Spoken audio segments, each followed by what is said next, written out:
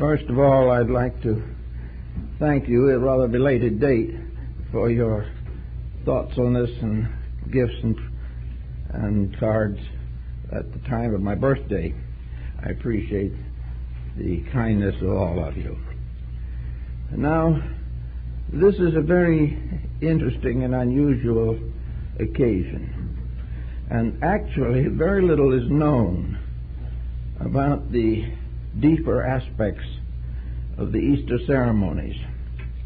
They have been closely associated with the Testaments and have been left as merely sacred times relating to the death and resurrection of Jesus Christ. But there is a much older and a much more interesting and involved principle involved.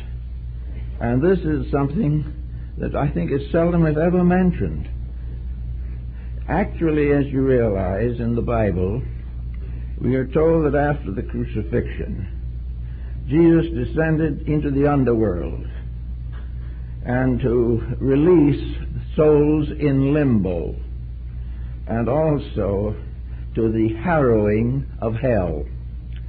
Now, this thinking has a very wide and deep original distribution among the religious beliefs of the world. Actually, if we go back to the Alexandrian and pre-Alexandrian mystics, we find an interesting thought that has descended from a very old time, namely the problem of birth. According to our general consideration, the 9 months of the prenatal epoch constitute what the ancients called a broken wheel. We find the story of the broken wheel in the Bible, and we also know that it was the peculiar symbol of the martyrdom of Hypatia, or St. Catherine of Alexandria. The broken wheel with 3 spokes missing. Now, this broken wheel was the symbol of the prenatal epoch, in which 9 months of preparation resulted in the approximate appearance of the child in this world. But the ancients said that the cycle represented the 9 steps of preparatory esoteric growth, and the 3 broken spokes were the 3 initiations into the mysteries. Therefore, the human being is born into this world in 9 months and born into the next birth in the 3 months or degrees of initiation. This was a very ancient belief, and it has perhaps some very curious and remarkable implications. A number of the ancient pagan mysteries divided the rites and rituals into 9 degrees or steps. And these constituted the degrees of preparation. And in the actual living life of the individual, the lesser mysteries, or the 9 degrees, represented the probationship, or the preparation of the human being for greater enlightenment. So these 9 steps, or the 9 months of the prenatal epoch, actually relate to our lives here in this world, where by 9 steps we cross the interval between birth and enlightenment. Thus, the entire physical life of the individual becomes a symbol of the celebration of the lesser mysteries. Those of preparation, of probationship, and of the gradual mastery of the imperfections which prevent the advancement of consciousness. In other words, the 9 months of the prenatal epoch represent the periods of purification in this life. The individual is given here a prenatal existence. A prenatal existence in the terms that he is alive in this world, but he is limited within a kind of womb of matter. He is held a prisoner of the physical body in which he lives and the physical environment in which he functions. So actually, physical life as we know it was regarded by these ancient peoples as a cycle of preparation for something else. This life in itself is not the end. The fulfillment of the life purpose is not measured in the interval between the cradle and the grave. The individual is not complete merely because he lives through this world, but he is prepared for something better if he understands how to live in this world, and also maintains the integrities which are the tests or initiations of the lesser rites. We are here, therefore, primarily to prepare for something better. There is something beyond, something more noble, something more universally significant than this little struggle to survive in this world. But without this struggle and this survival, we are not ready for anything else. We would mostly like to get over the trials and troubles of life, leave them behind, and go on to bliss. But this is not the way nature operates. Nature tells us that within our own structure there is a alchemical procedure constantly going on, in which we are growing toward our own true birth, which has been referred to as the second birth. This true birth is the individual who has prepared himself to be born into the world of the wise. This is the interval of preparation, and we have been given all the instructions necessary to struggle with the tests, the problems, the examinations that are necessary to prepare us for something superior to our present state. The materialist is left on a difficult position because he has nothing to look forward to. A number of theologies which have lost their esoteric meanings also are a little difficult because, according to them, the individual here, if he lives a certain level, goes on to an unknown joy, while if he doesn't succeed, he goes to an eternal damnation. This is not very encouraging to most people. As one man said rather wisely, most of us are too poor of spirit to go to heaven, but a little too good to go to hell. Therefore, we are tied into the wheel of rebirth. Reincarnation and karma become the instruments of probationship for a bigger and more important existence. Thus we find in the ancient rites and stories that we are here to solve problems, to transmute the various elements of nature, of our human natures, until we are prepared to take on the heavier responsibilities of mature existence. This world is the childhood of life for us. And after we finish the childhood, in the 9 months of the symbolic epoch, we then prepare for maturity in the 3 degrees of the greater rites. These, the greater rites, are the ones by means of which we release the divine potential within ourselves. Now, the Christian mysteries have a certain very valid point, which we also generally overlook. As Paul said, Christ in you, the hope of glory. Therefore, not only in this world must this Christ in you labor for fulfillment and release, but there has to be some relationship between the internal Christ in you and the afterlife. In other words, we take this Christ in us with us when we go, because finally its importance to us lies in the fact that it is part of our own spiritual integrity. It is the very soul of us that goes with us out of this world into that which lies beyond. If we take this soul with us in a state of decrepitude, if the individual has had a poor life, unreasonable, not necessarily poor in the sense of simplicity, but poor in the sense of virtues, the individual takes into the afterlife the very spiritual power with which he was created. It is still there, and he has gone with it into another dimension of existence. But in this dimension of existence, the Christ in him must still abide.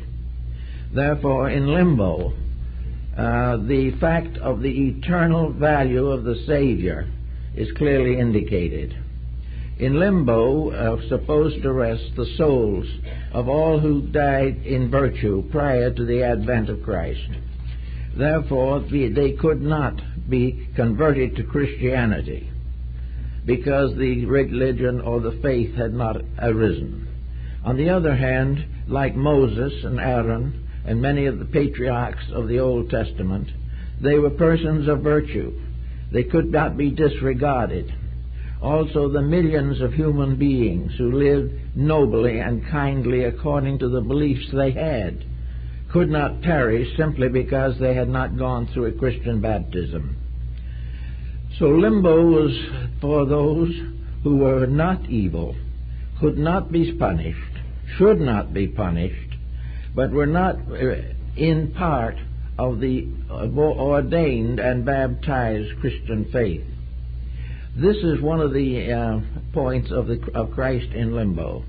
In other words, he went to liberate or redeem or baptize by a spiritual mystery all of the virtuous who had lived before his advent, so that they then became part of the orders of the blessed. This concept was almost necessary, but because of the combination of the Old and New Testaments. But it was still more a moral necessity, because in the past there were very great and noble people.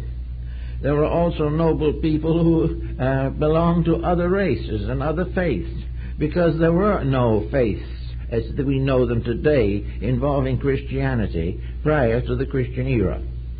But all these noble people, the virtuous people who kept the rules, whether in China or India or Persia, Greece, Egypt or Rome, if they were virtuous as individuals, if they lived a good life, if they were honest in their dealings, and if they had a sense of the reality of a spiritual truth behind mortality, these souls were redeemed by the harrowing of Hades. It was a mysterious factor or dimension in early Christianity. Now, the crucifixion of Christ, as was shown in the writings of Bamy and many other Christian mystics, was a heart mystery. And in the very early diagrams of the early psychics of Christianity, there are many in which a human heart is depicted with the crucifixion occurring within it. There are also diagrams of the human heart with the entire concept of the Trinity, of the three persons of the Godhead within the human heart. So that in mysticism, as far as it is understood, the heart mystery tells us all that the great cycle of Christianity is an internal experience. It is a mystery within us. It is something that is occurring constantly within the mystery of the soul itself. And this soul that we take with us when we go carries within it the divinity with which we are originally endowed. Therefore, when we leave this world at the end of our physical existence, we take with us within ourselves the instrument of our redemption. In other words, the Christ in you remains that even after death, and goes with us into the other world. Under those conditions, it is said that it descends into the realms of the dead. The realms of the dead being those who have left the body but still have the soul. And all of the great mysteries of life go with us when we go. They do not stay here. Those things which belong to Caesar remain here, but those things which belong to God go with us when we go. And no individual goes empty-handed, no individual goes without hope or without any of the endowments of possibility with which we associate religion. So we have now a certain understanding of the death of Christ in this sense, that the Christ in us is crucified. The Christ in us descends into the realms of the dead. The Christ in us is resurrected through the restoration of our own consciousness. Now, in the problem of this kind, we have to consider what most pre-Christian religions accepted, and many of the post-Christian have also accepted, and that is the doctrine of reincarnation. Reincarnation means that we go into the invisible world, not to perish, not to go to eternal solution or punishment, not to be weighed in the balance and found wanting, but rather as part of a larger cycle of existence.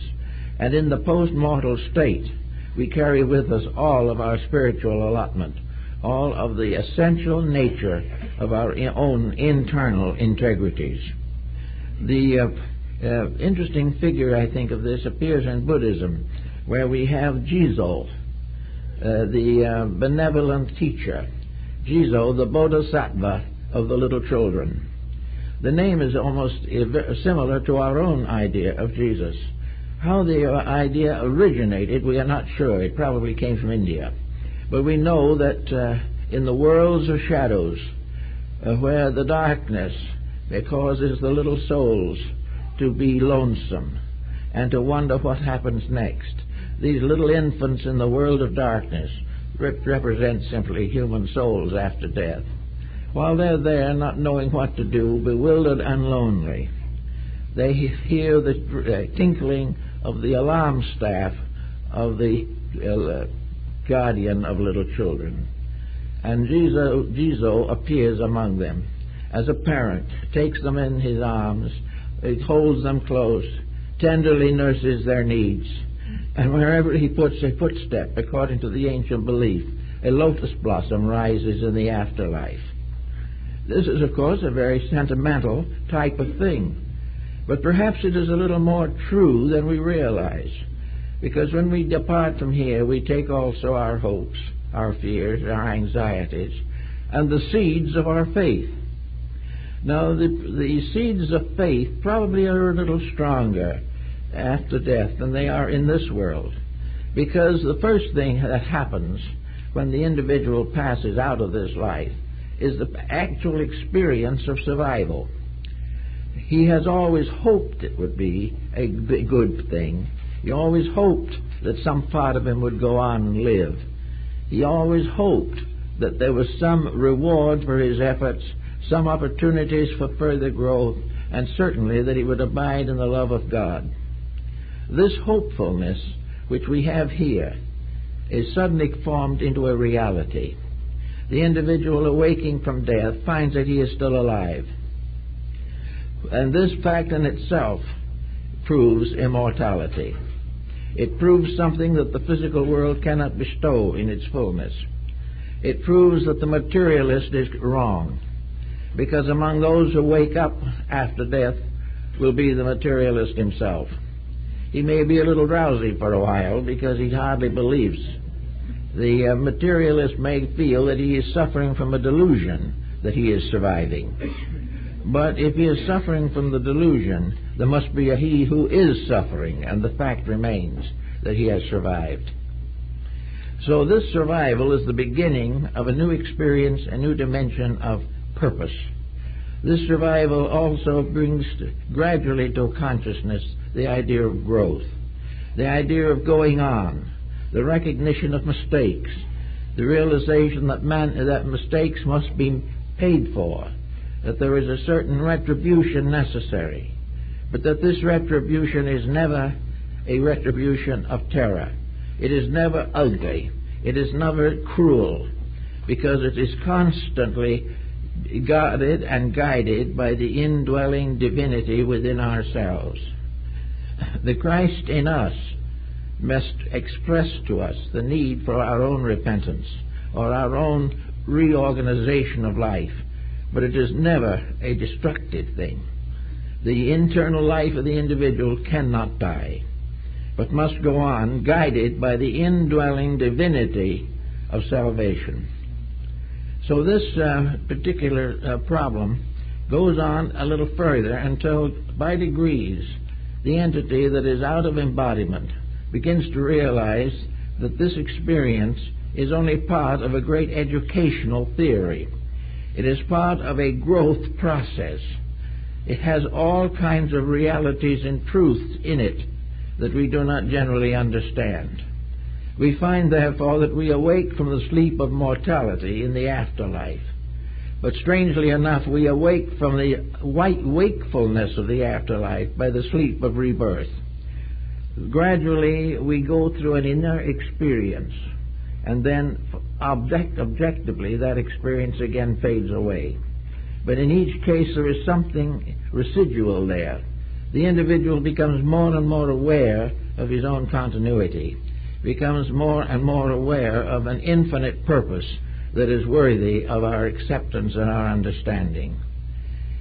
If we even for a moment experience the integrity of existence, if we know that the things that are happening are right, if we know that we're going somewhere and doing something that is meaningful, all of life here in this shadowed existence becomes more significant. It becomes obvious that the grave is not the end, and that the labors we performed here do not go down to dust with the body. So having this realization, we begin to reintegrate our lives here. We begin to prepare ourselves for the fulfillment of the 9 months of the prenatal epoch, which are the periods of purification and regeneration. We find ourselves gradually rising from a primitive state through all the evils and through all the uncertainties of primitive existence. We also find ourselves, as we are today, in a world of competition, in a world of war, selfishness. We find in ourselves immense pressures which are not good. We realize that we haven't the integrities to live the principles we believe. We are led away into various byways in which our moral conduct is not what it should be. It was for this reason that Plato took the ground, the punishment and the after-death purgatory recognized in some religions, that this is actually a compensation here in this world. This world is the world and sphere of retributions. This world is where we suffer for our mistakes and keep on making them.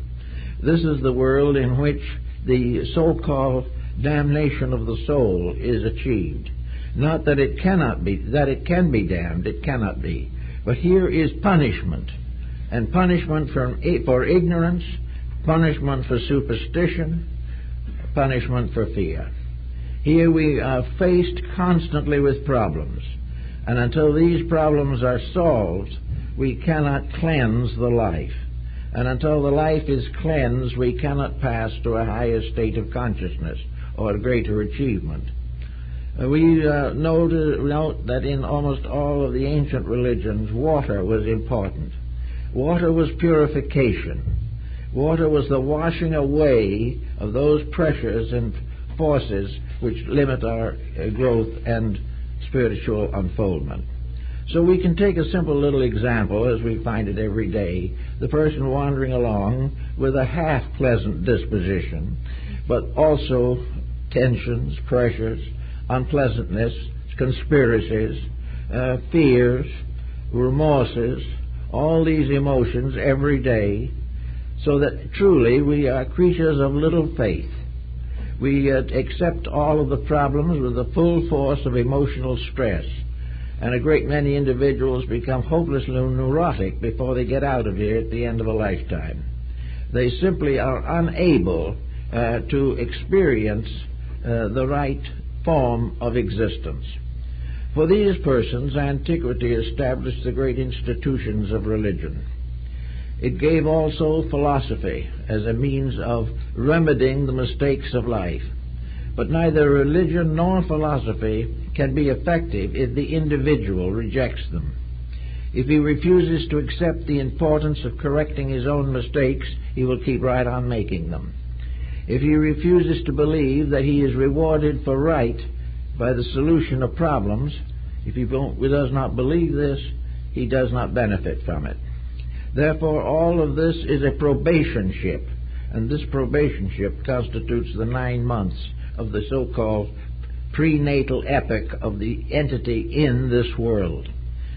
the 9 months in the material sphere, in which he is being prepared for the mystery of birth.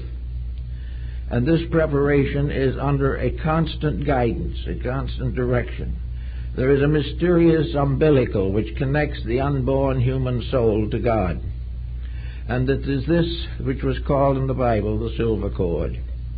Actually, we are guarded until the time for birth comes. But when that time comes, then we must stand on our own feet, take our own breath, and begin an independent and individual life. And at that moment, the whole responsibility of growth and progress descends upon us. The individual is responsible for the life he lives. He is responsible for the use he makes of natural resources, not only in his own life, but in the world around him. He is responsible for the wars and crimes which he causes. He is responsible for his deviations from the proper conduct for which he was intended. He cannot say he does not know what virtue is, because he does. He has had ample opportunity, under the guidance and wisdom of the ancient ones, to prepare himself for a useful life. If he rejects this, denies it, or is in conflict with internal selfishness and pressure, then the problems go on unsolved. But in this case, there still is the same situation. The individual who passes out of this life with a great deal of unfinished business in his karma, in his relationship with the infinite pattern of things, still has the divine power within his own heart. Christ goes with him because it is the principle within himself, the Christ in him. And this is the key, the germ of salvation, which is called in the Orient the Buddha seeds. The seed of inevitable perfection is in the heart of every living thing. The bodies may die, the heart may stop to beat, but the seed never ceases. It goes on, and it is like the parable of the mustard seed, which is the least among seeds, but grows into a vast tree. All these things are part of the old wisdom doctrines. Now in Egypt we have the story, for instance, of the nature of the afterlife, which is quite different from that we have in the Christian faith. But it is worth thinking about, because some way there has to be in our own hearts and minds something to take the place of purgatory, and something that must be a remedy for eternal damnation. These are not possibilities in the universe. Therefore, there has to be other explanations. Many ancient peoples were groping for these explanations, depending upon internal intuition and insight for a solution suitable to the need of the occasion. So in Egypt we have an interesting idea that after the death of Osiris, who died assassinated by his own brother, the establishment of the great hall of judgment in Amenta, the great wonderful temple where the Osiris in the afterlife governed the quick and the dead. And Osiris therefore became, like Hades, a king of the underworld. But there was nothing about Osiris that was evil, nor was there anything about Hades that was evil. Hades was represented by the Greeks as a rather gloomy deity who did the best he could with a situation that got more complicated every day.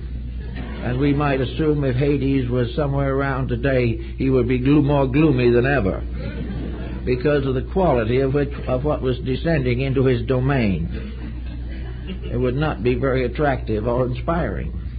But anyway, Osiris ruled over a beautiful world, a world of growth and happiness, an underworld that was really an over life. Here he ruled with all of his court of deities, with Isis as his sister wife, and all of the good spirits and the great jury that was to judge the quick and the dead. And the one and only son of Osiris, the young Prince Horus, who was begotten of the father, begotten after the death of the father, therefore was the widow's son. This power was the custodian of mercy. Anything that Horus asked of his father would be granted, because he was the only begotten and the beloved of the Father. So when souls in sorrow and misery came into the great hall of judgment to pass the tests as to whether they could go on to a blissful existence, the jury watched and decided. Thoth read the tablets. Anubis brought in the soul of the deceased, and they stood in the presence of Osiris. And it was there that the deceased named his virtues, pointed out the good things he had done, and tried to prove that he was worthy to go in to eternal happiness. If it happened, as more often it would happen, that there were some doubts as to his worthiness, whether it was really true that he had never failed in charity, that he had never deceived anyone, that he had never profited at the loss of others, that he had never been cruel, that he had never neglected his children, that he had always thought of others first and not of himself. The great confession of faith has been said to be so positive, so comprehensive, that not one person in 100 million could actually honestly claim it. It was the highest moral code for the dead that probably the world has ever known. But in this emergency, everything hung for a moment in suspension. The soul was not really worthy to go on. And the soul, speaking through the little urn in which the heart was hidden, said, "Do not let me die with the body that lives and dies for only a day." And in this emergency, Horus comes forward. He is the one who asks his father to forgive the sin and to place the sin upon himself instead, that he would take the sin of the person and let the sin be neutralized so that the soul could go on to growth and peace. And unless there was great emergency and some terrible matter involved, the Father always permitted the Son to redeem the soul, so that the soul could go on into the better life.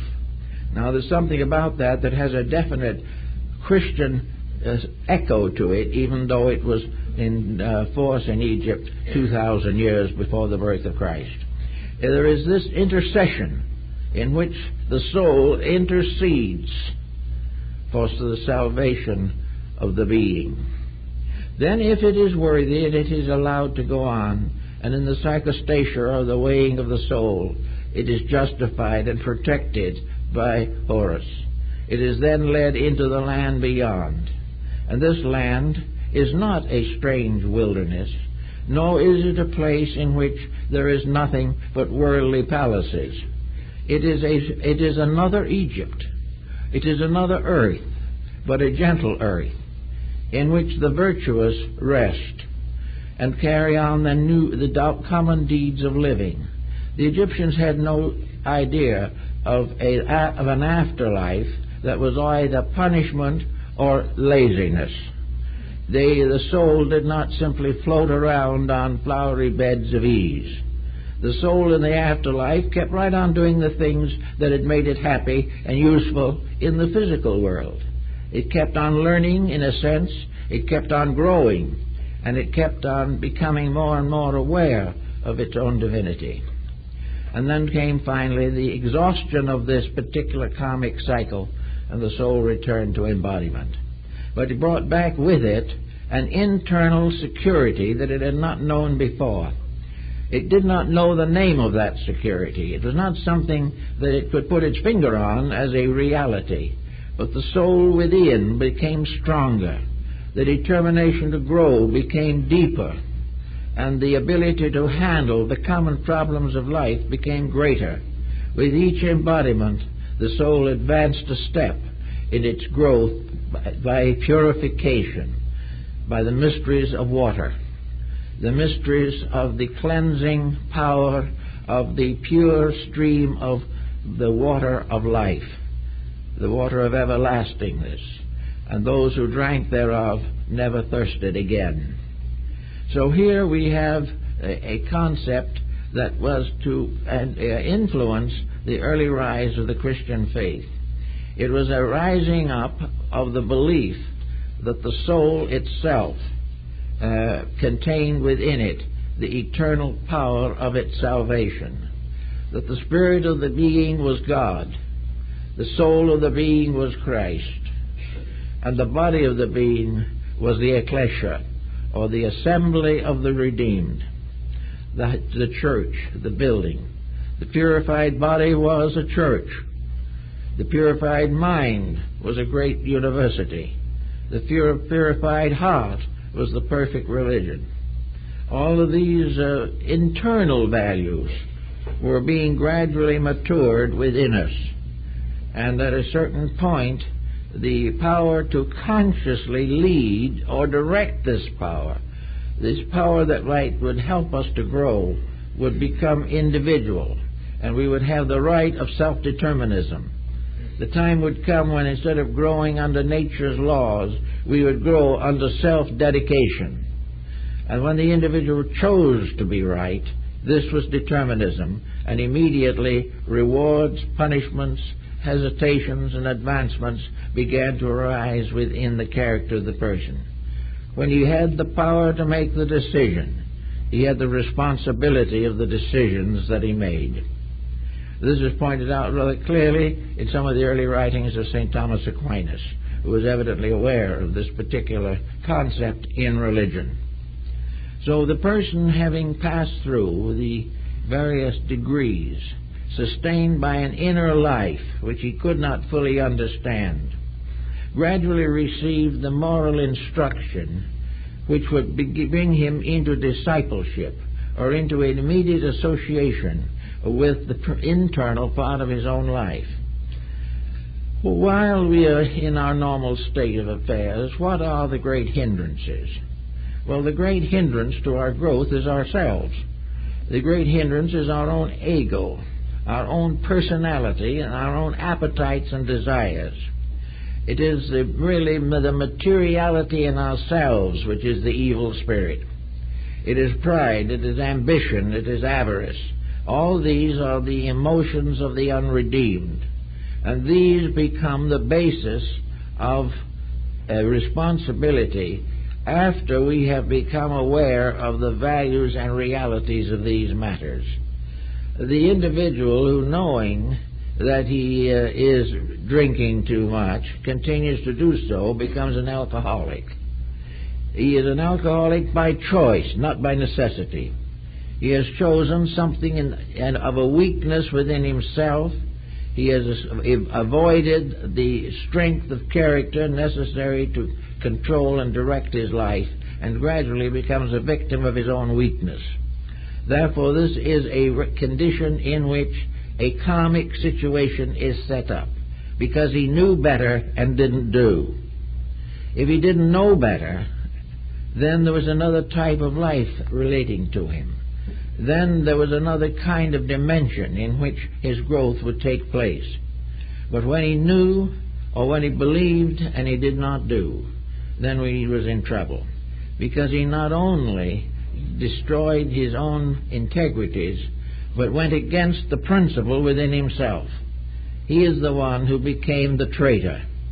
The individual who, knowing, realizing, and understanding the power of good within himself, does not live according to it, is a betrayer of that good, and is the source of the suffering and misery of the divine being within.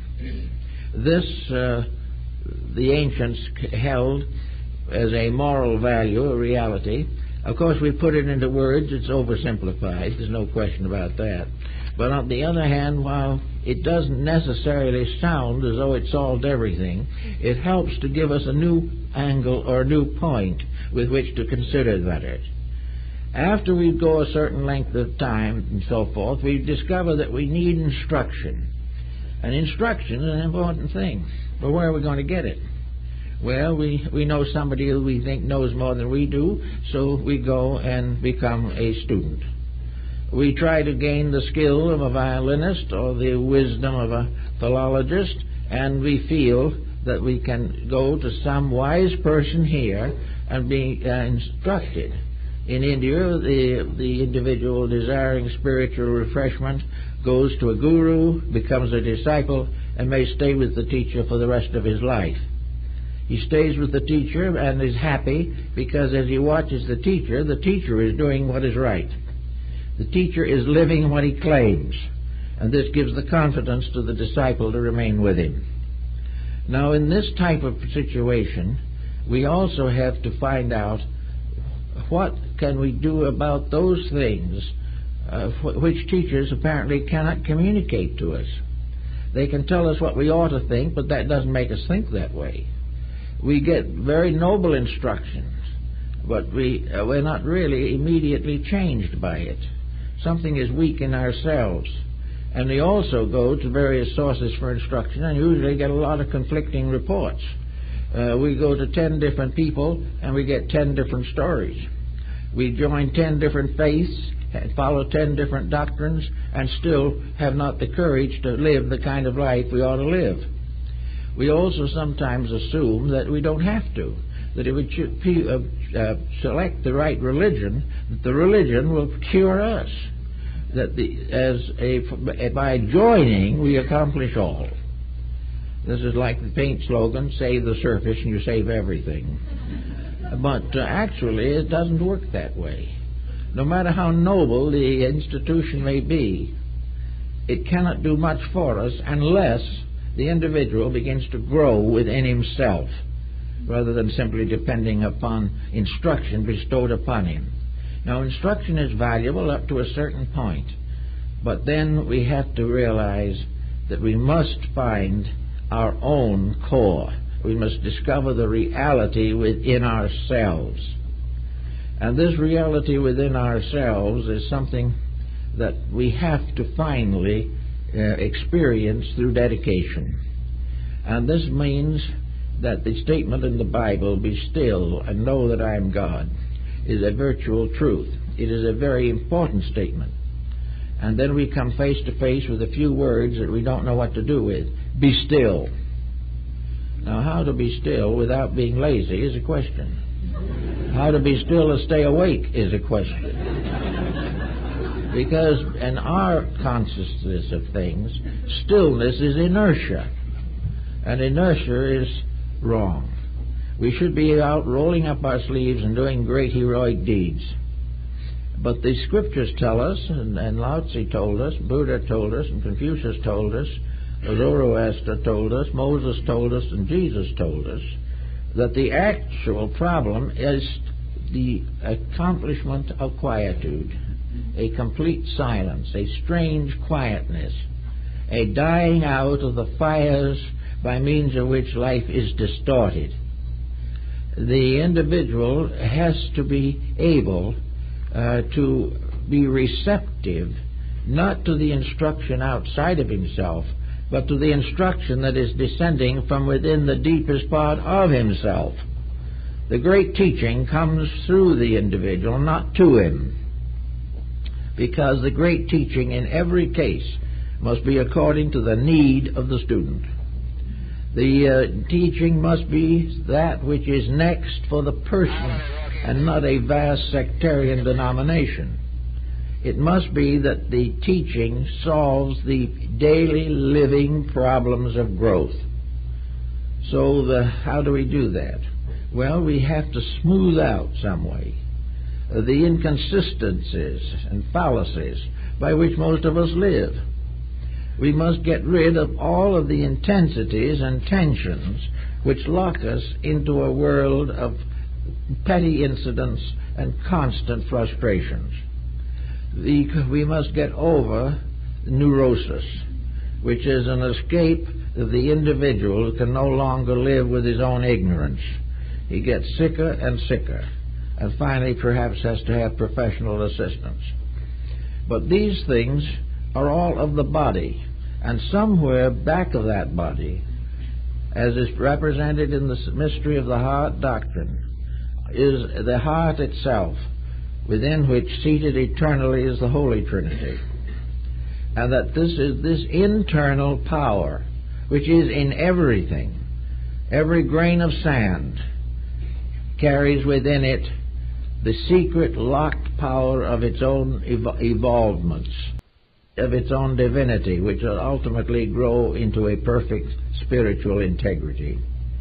So that the actual answer to all our problems lies in giving the internal a chance, giving it the right to lead. In order to be able to lead, we must purify or cleanse ourselves of a false doctrine, a false teacher within ourselves, which is largely ego, which is the individual who believes to do as he pleases is his divine right. This is not true. To do what he should is his divine right. And if he fails in this, ultimately he will fail, and a world on false values will also fall apart. So to get this point of freedom from opinion, the individual has to learn to be still. He has to learn not to be swayed by opinion, his own or anyone else's. He has to be free from the intensities. He can no longer enjoy righteous indignation. He can no longer hate anything, because all these things are hindrances. They block his inner life. They set up vibrations which frustrate the release of his own internal divinity. The more mistakes he makes in his personal life, the more completely he locks out the divine life.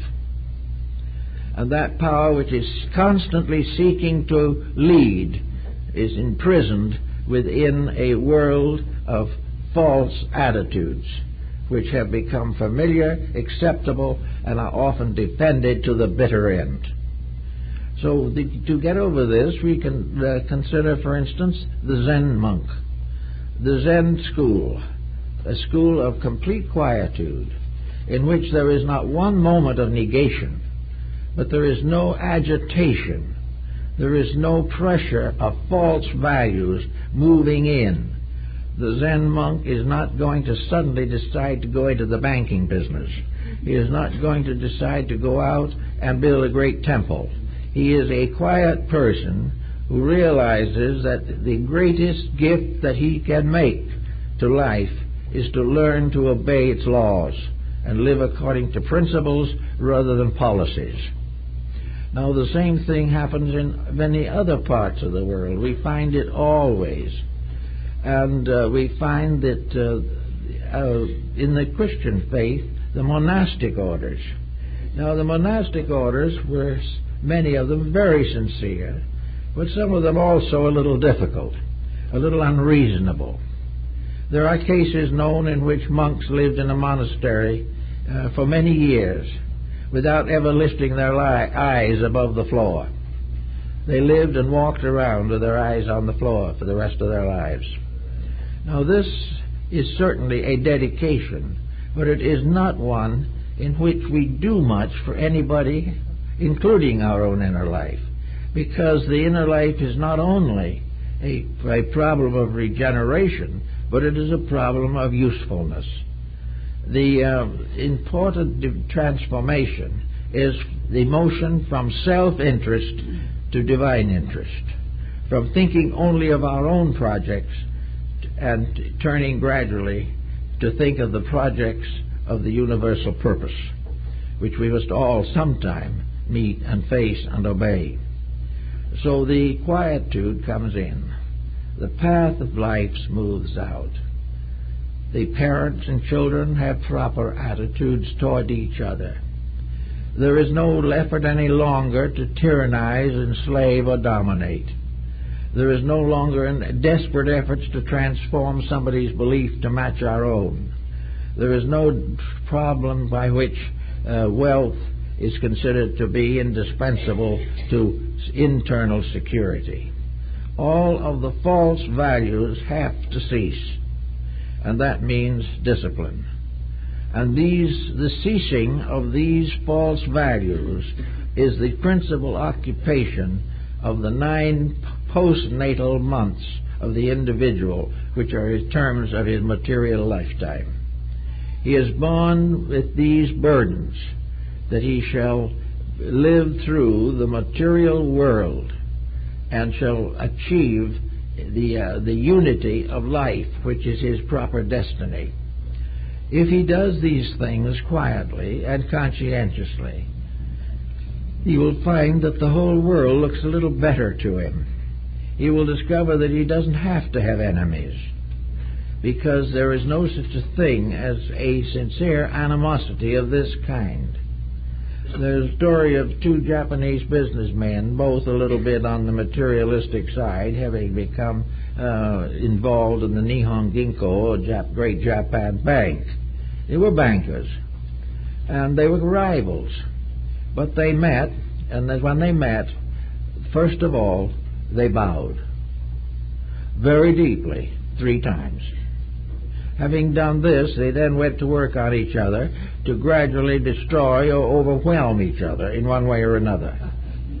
But they explained afterwards very simply that the competition was a material policy, but that the 3 bows were to the divine within, so to prove that they could have a very unpleasant relationship with each other, but both respected God. Now, to respect God and hurt each other is one of the curiosities of modern existence. To love God in ourselves and hate it in other people is a great mistake, but we make this mistake all the time. But if we bow to everyone, not because they're good, or because we like them, or because they've been kind to us, but because behind whatever attitudes they have is the same divinity. A divinity which is suffering very deeply from the conduct of the individual who's built up around it, so that we can always respect the God in things, even if we have trouble getting along with the humanities. This is part of the old belief that we must get around to the point where in very great quietude we live our lives, wasting not 1 ounce of energy on conflicts, doing absolutely nothing that is a waste of life, time, or God. And the waste of life is a waste of God. This means not, however, that we are powerless or worthless, but that we are able to quietly accept and organize the occurrences that come into our lives. We do not quarrel with people. If they do not wish to see it our way, that is their right. We can recommend, we can offer, but we cannot demand. We may not like the man our daughter married, but she is the one that has to live with him. And we have no right to try to break up that marriage, simply because we do not like. All these things of interferences, all these efforts to dominate something, all these efforts to criticize, condemn, judge, and mostly misjudge the experiences of life, prevent the revelation of the truth. And in the process of this, we have to realize that in that level of ourselves, in that stratum in which we exist, in that we have buried the Christ in the Holy Sepulchre. Christ is buried in the shortcomings of the body around it. It is buried in the mortality which denies it. It is buried in the personality that has neglected its virtues. It is that in which the redeeming power is denied the right to redeem.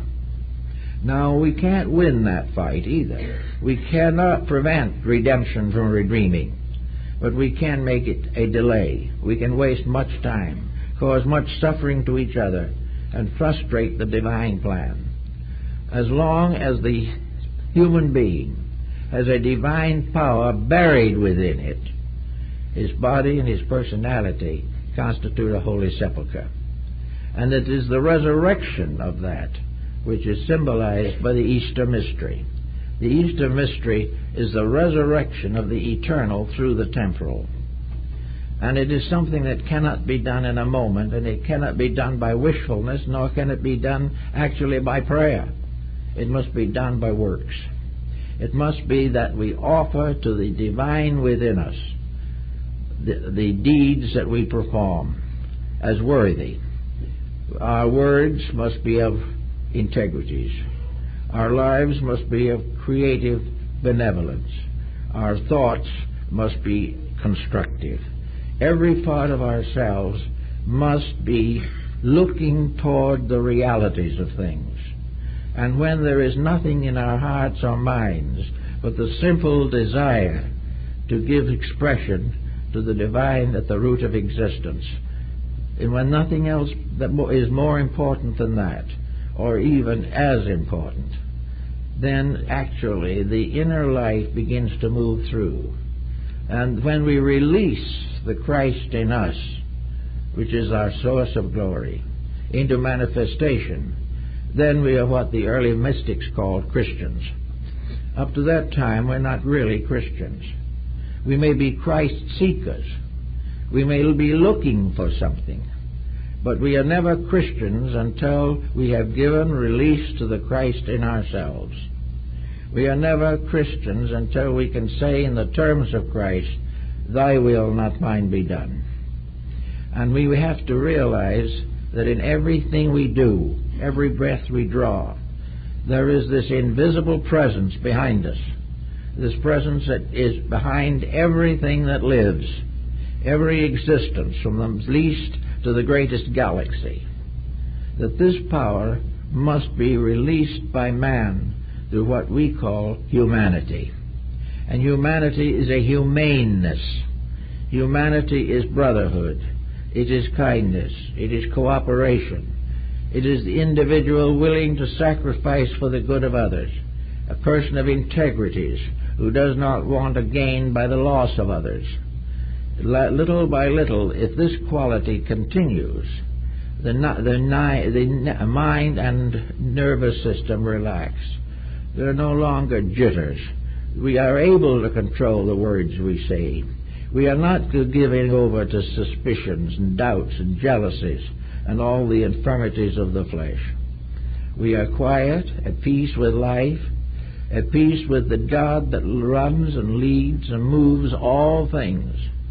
And in that moment, we become very close to the presence of wisdom.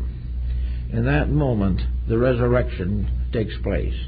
The regeneration, or as they call it in alchemy, the transformation or transmutation. When this personal self abdicates within ourselves and the divine self becomes the ruler of conduct, most of the problems of the world will end. Because this is the beginning of a new life in glory. A life in which we live not for ourselves, but to release and reveal the eternal through ourselves. In alchemy, this is called the transmutation of base metals.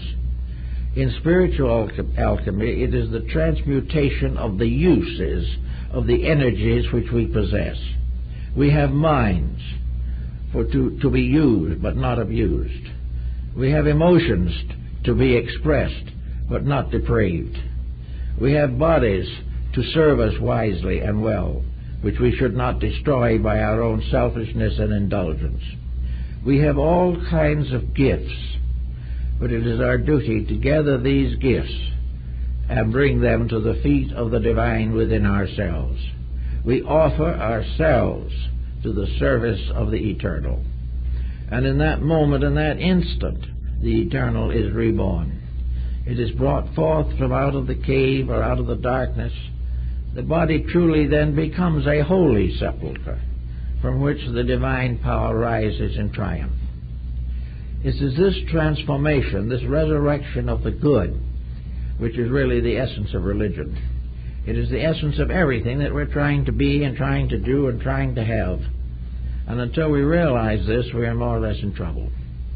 So at Easter, it is very practical to give some thoughts to these things, to realize that this is a day in particular in which Christendom would wish and hope that the Christ in them has a chance to be heard from, that it has a chance for in a moment of prayer, a moment of quietude, a moment of rest, to suddenly become aware of the tremendousness of the eternal fact of eternal life. that transformation is forever bringing about a growth of things, that we are all moving along a path that leads ultimately to identity with the divine plan. We are all children of a larger nation, the commonwealth of heaven, earth, and man. We are all part of an enormous plan, and as we look out into the space beyond us and send spaceships out to take photographs of Uranus or Neptune or Pluto, we think of the incredible distances involved. But when we look inside ourselves, those outside distances look as nothing. The tremendous distanceness within us is inconceivable. Within us are distances that take hundreds of lives for even to think that we can cross them. But as we go further and further in this type of journey, we come nearer and nearer to reality. Whereas in the conquest of the outside, it goes on forever. We never come to the end of the illusion. We never come to the end of space, because that is not the way that growth can be accomplished. Space is merely a name, a physical name for an eternal life. If we look for the solution physically, we will never find it. But if we realize that this space is the infinite opportunity of divine presence within all of us, that there are spaces within us that are deeper than ever did plummet sound, that there is a tremendous universe, a cosmos locked within each human being, one that has to be solved, has to be discovered and experienced. Now we are in a rather difficult and sticky situation in this world. We find that the materiality of man is closing in on him, is coming in every direction. He has forgotten that the very life by means of which he makes his mistakes, that very life is the key to his own survival.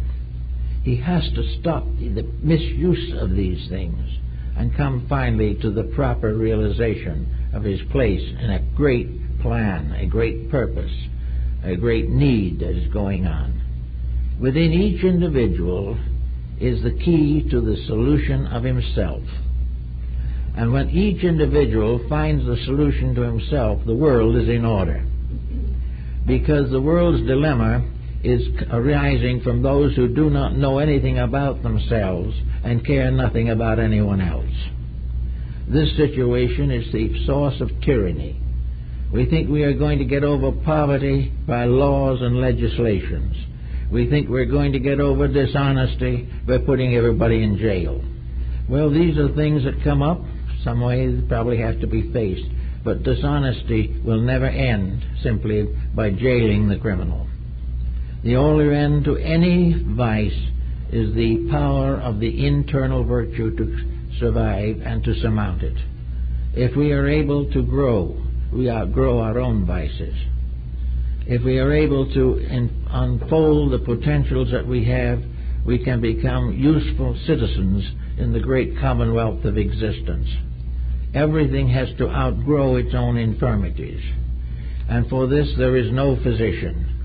The infirmity can be cleared only by the divine power, which is the healer of all woes. So that in this Easter time we think now of the resurrection of the Lord of love.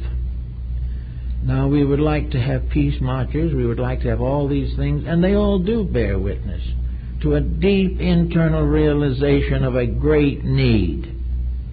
But the resurrection of Christ is the resurrection of love in our own hearts. It is the restoration of the solicitude that we have. It is the power of ourselves to become again the good shepherds and the faithful sheep. It is the strength to follow along the path that leads to enlightenment. The Bible says that the path is very narrow and that very few find it, but it is the one and only road. And when we find it and go along it, we have something that we never know until we do this, and that is peace of heart, peace of mind. We can learn to love each other in a constructive, genuine way. These false stimulations of dissipation end in destruction, but the true spread of internal life, the entheos, our word enthusiasm from entheos, in God. The great joy of life comes from the divine enthusiasm. The individual who suddenly finds that happiness is a very simple and immediate thing, and that it is simply the result of living a kindly life, a gentle life, and that when we do this, we have finished the probationship.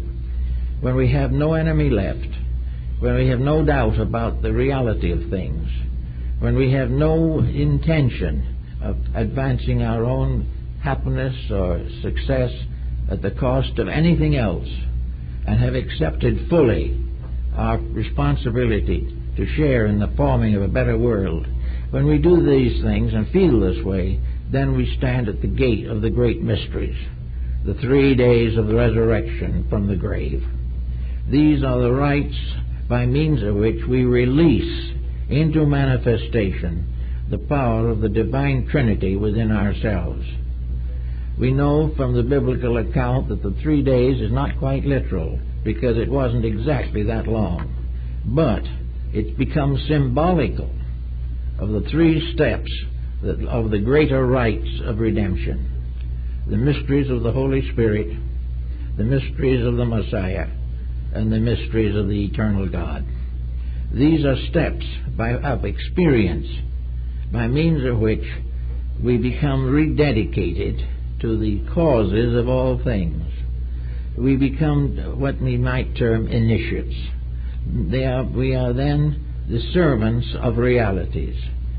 We turn gradually from all other occupations to the services of these 3 great powers: the power of the dissemination, or the Sangha, which is the Holy Spirit, the power of the Messiah, which is the teacher, and the power of the eternal, the divine, which is the source of all life. And strangely enough, when we do this, we don't find it just exactly what we thought it was going to be. It's not a rather dull, monotonous morality or anything of this kind, because everything that is wonderful in the world is some way mixed up into this. Suddenly everything becomes meaningful. We begin to understand a child for the first time in our existence. We begin to really know the meaning of a sunset. We become conscious of the rights of creatures. We see the beauty of nature. We see the wonders of space. And we also see the constant and endless need for understanding of the needs of simple creatures. All these things become so important to us. The painter can still paint just as he did before, but he has a different consciousness behind it. Those who are in various responsible positions of leadership can stay there, but then their services will be true, and they will be happy, content, justified, and proud of their contributions to the common good. The improvement of the self does not prevent the individual from enjoying his existence. It makes for the own enjoyment that he can really accept as right in himself. It is the only enjoyment that does not leave him with a bad conscience.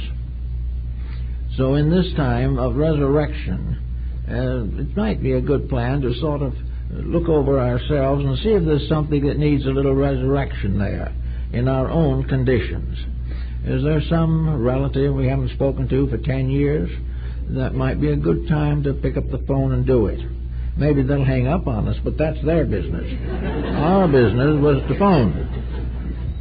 We may find that we have a grudge against something. We may find that we gossip too much, that we are too sorry for ourselves, that we are envious of the possessions of others, and that we're constantly degrading or downgrading those around us, possibly in the hollow hope of appearing more superior ourselves. Going through all of these things, see if we cannot transform them into a positive recognition that everything in life is an opportunity to do it as Christ would have had it done. that the Sermon on the Mount is important, that if we have an enemy, forgive him, and not depend upon the law to punish him, but to realize that the meek will inherit the earth, because they will not destroy anything, and that it is the pure of heart who will see God. These things are part of the Easter mystery. It is an awakening at the vernal equinox as the sun moves northward. It is the beginning of a new day in which we may all see the light more clearly than before. But in order to see the light, we must believe in the light. We must realize its importance, and we must realize that whatever that light tells us to do, that we must do, regardless of whether it's what we wanted to do or not. The final glory of it is to discover that what that light wants done is the thing we have always wanted to see done but did not know how to do it. So in this season year, we have a new time of transmutation and transformation. This is not the beginning of a zodiacal year. This is the beginning of a psychological year. We have now ahead of us another span of time that is given to us to serve and to work. We are facing it with the beginnings of the same problems that the ancients had in one way or another. Even in this material system, we have to get rid of the taxes first. But at the same time, this is a year of new beginnings in which everything we do should be done just a little better than we did it before. That we should be just a little more patient, a little more kind. We probably can't be completely reformed in one special moment unless a tremendous internal experience is revealed to us. But we can gradually grow a little. And the great experiences, the visionary experiences, the great illuminations are always the reward for humble effort honestly accomplished. That in simple and gentle ways we do what is good, and all of a sudden the good comes to us in a blaze of inner consciousness, of realization. And man is never really proud of himself until he has done those things which were his proper destiny. So at Easter we have a chance to kind of think about these things. We have the possibility of the fact that the Christ in us, having passed into limbo, that is, having gone down into our level of internal life, is rising on this day from the sepulchre of our past attitudes and convictions, and is knocking again at the door, asking to be accepted into our house, to be the unseen guest at our dinner, the unseen priest at our sacraments. That this presence coming forth at this time is the symbol of the annual resurrection, physically represented by the rising of the Sun of Truth.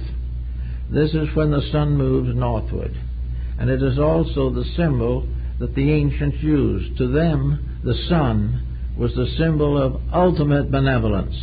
It shines upon the just and the unjust. It serves all things great and small. It is the source of every good thing we have. It makes possible all the growths of life. It provides us with our food. It makes possible for us to see the joy and glories of nature. And we also use it for the accomplishment of everything we have. For it is this divine light behind our eyes that helps us to read a good book. Everything is important. And if we can take value of this at this particular season of the year, it will probably help us to solve some very nagging problems. People come to me every day with their troubles, and 9/10 of these troubles are simply the fact that the person isn't quite able to make use of his own divine potential. He doesn't realize that when he does it well, the worlds rejoice. And when he does it badly, the Christ in him weeps. All these things are part of our labor, for it is not only the power of the Christ principle to save us, it is our daily job to save that principle, to make sure that it does not die in us another time. On the poor story of Quo Vadis Domini, the author tells that as Peter was leaving Rome to escape persecution, he sees Christ approaching him on the Appian Way. And Peter says, "Quo vadis, Domine? Whither goest thou?" And the Christ says, "I go back to Rome to die a second time." And this is the problem we have. Wherever things go badly, where we betray the good in us dies again. Not really, because it will rise, but it loses the beauty and joy of faithful dedication. To serve reality is a privilege and a joy. And we can always begin with just little things, little deeds of thoughtfulness, little kindness. It's the solution of the immediate difficulties which nag us. Not great things, but little things we have made great by misunderstanding. We can take these little things that we have made great by misunderstanding and outgrow them and remove them and have new virtues as a result of our integrities. It's just a simple problem of doing it a little better. The better we do it, the nearer we come to that time when it will be done right. And the more that we work in this direction, the sooner it will be that the spirit of universal love can become the common ruler of all that lives. The final monarchy of all things is the rulership of love over humanity. And it can only happen there when it happens with us in daily living. Thank you very much.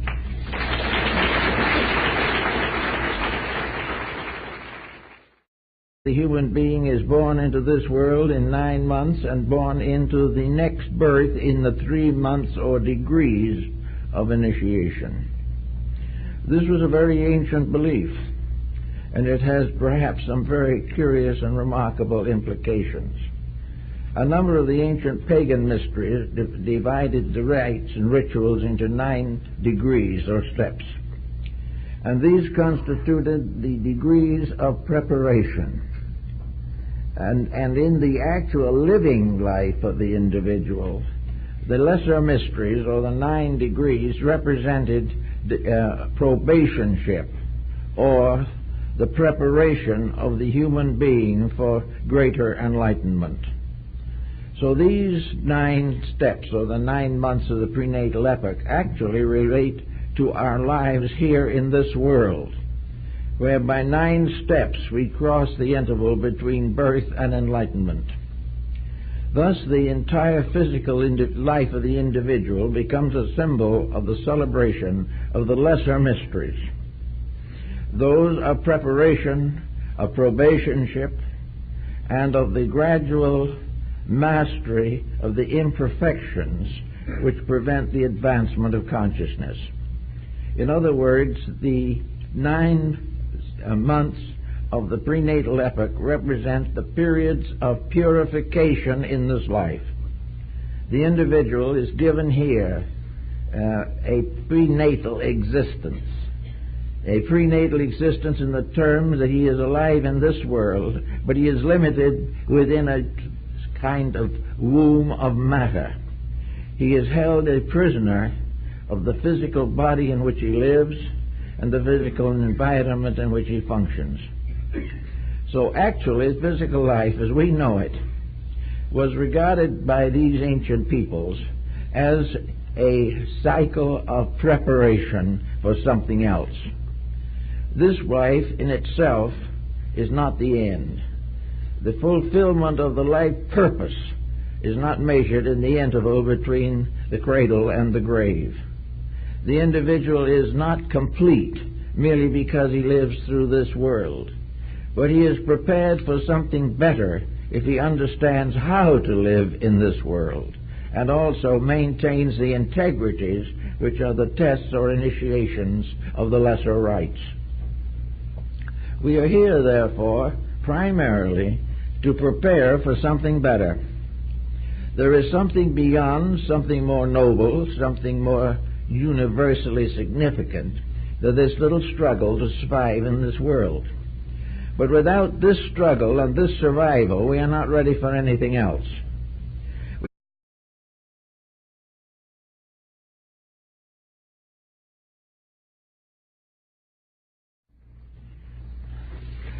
First of all, I'd like to thank you at a rather belated date for your thoughts on this and gifts and cards at the time of my birthday. I appreciate the kindness of all of you.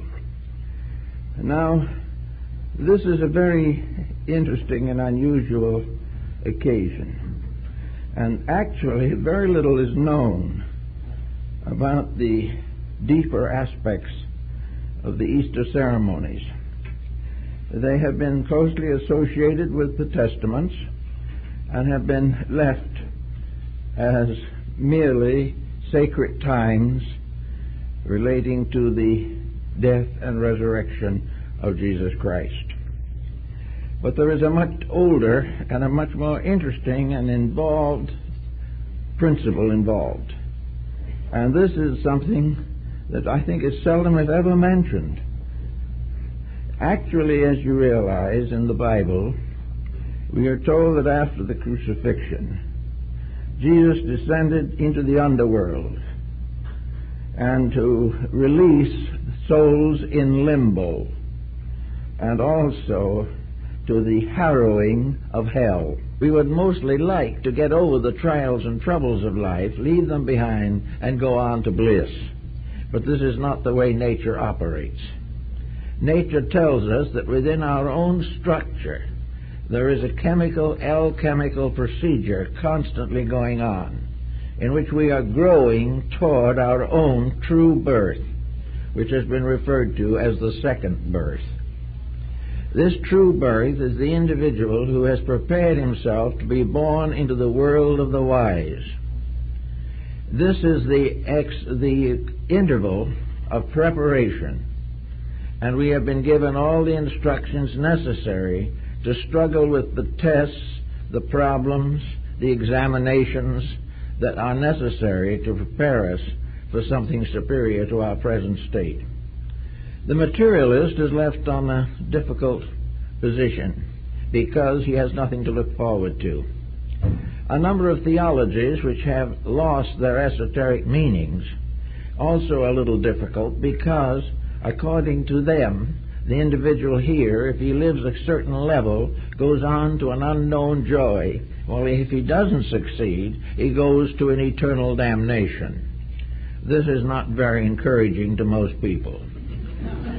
As one man said rather wisely, most of us are too poor of spirit to go to heaven, but a little. Now, this thinking has a very wide and deep original distribution among the religious beliefs of the world. Actually, if we go back to the Alexandrian and pre-Alexandrian mystics, we find an interesting thought that has descended from a very old time, namely the problem of birth. According to our general consideration, the 9 months of the prenatal epoch constitute what the ancients called a broken wheel. We find the story of the broken wheel in the Bible, and we also know that it was the peculiar symbol of the martyrdom of Hypatia, or St. Catherine of Alexandria. The broken wheel with 3 spokes missing. Now, this broken wheel was the symbol of the prenatal epoch, in which 9 months of preparation resulted in the approximate appearance of the child in this world.